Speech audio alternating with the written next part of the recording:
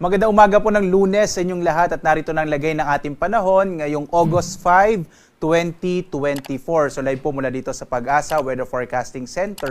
Sa ating latest satellite images makikita natin na meron tayong dalawang low pressure area. Yung isa ay nasa loob ng Philippine Area of Responsibility habang isa naman ay nasa labas. Itong nasa loob ng Philippine Area of Responsibility ay huling namataan mahigit 1,000 kilometro east-northeast ng extreme northern Luzon. Samantalang itong nasa labas ng Philippine Area of Responsibility ay nasa may bandang silangang bahagi ng Luzon. Sa ngayon, itong dalawang low pressure area na ito ay hindi natin pang inaasahang magiging bagyo at least base sa pinakauling datos natin na nakalap. Wala pa rin itong direktang epekto sa anumang bahagi ng ating bansa. At patuloy pa rin natin itong imo-monitor lalo na nasa karagatan pa rin ito. Hindi pa natin inalis yung posibilidad na sa mga sunod na araw ay posible pa rin itong maging bagyo. Bagamat muli nga, base sa pinakauling datos natin na nakalap sa umagang ito, medyo malit pa yung tsansa na maging bagyo itong dalawang low pressure area. Yung isang nasa loob ng PAR at isang nasa labas.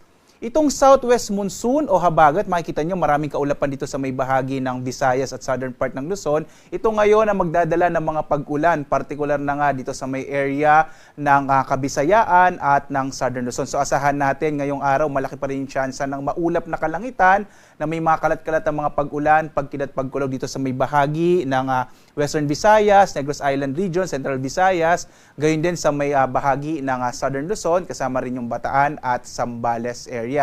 Sa ibang bahagi ng ating bansa, sa Luzon, nalalabing bahagi ng Kabisayaan at sa malaking bahagi ng Mindanao, mga isolated rain showers and thunderstorms naman yung mararanasan sa hapon hanggang sa gabi. Posible din yung mga pag-ulan sa madaling araw, isa yan sa mga katangian ng southwest monsoon o yung habagat. Magpapatuloy yung mga pag-ulan na ito, dulot ng habagat, partikular na sa may Kabisayaan at southern Luzon sa mga susunod na araw.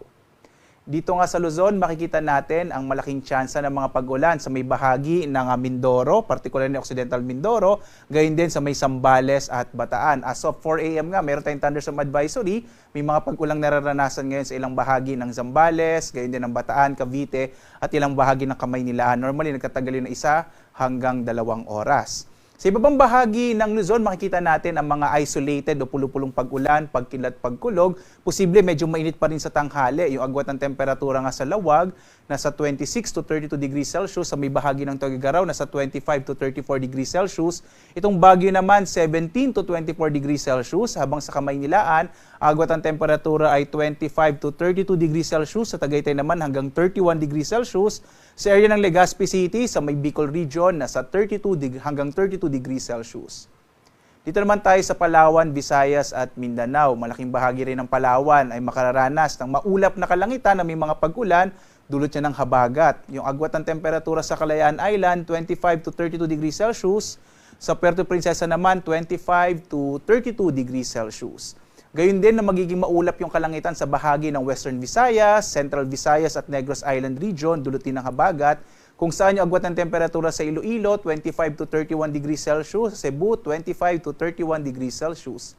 Sa may area naman ng Eastern Visayas, mas malaki po ang posibilidad ng mga pag-ulan sa hapon hanggang sa gabi, dulot naman yan ng mga isolated rain showers and thunderstorms. Posible medyo mainit pa rin sa tanghali sa Tacloban, kung saan ang temperatura ay 25 to 32 degrees Celsius. Samantala, ang malaking bahagi ng Mindanao ay makararanas naman ng mga pulupulong pag-ulan, pagkilat, pagkulog sa hapon hanggang sa gabi, dulot naman yan ng mga localized thunderstorms. Agwat ang temperatura sa Zamboanga, 25 to 33 degrees Celsius, sa Cagayan de Oro hanggang 32 degrees Celsius, habang sa Davao, 26 to 33 degrees Celsius. Sa ngayon nga, wala naman tayong nakataas na gale warning kaya ligtas sa pumalaot ang mga sakyang pandagat maliliit na mga bangka sa mga baybayin ng ating bansa. Iba yung pag-iingat na lamang kapag meron tayong mga thunderstorms na kung minsan magpapalakas ng alon ng ating karagatan. Samantala, ang araw natin ay sisikat mamayang 5:40 ng umaga at lulubog ganap na 6:24 ng gabi.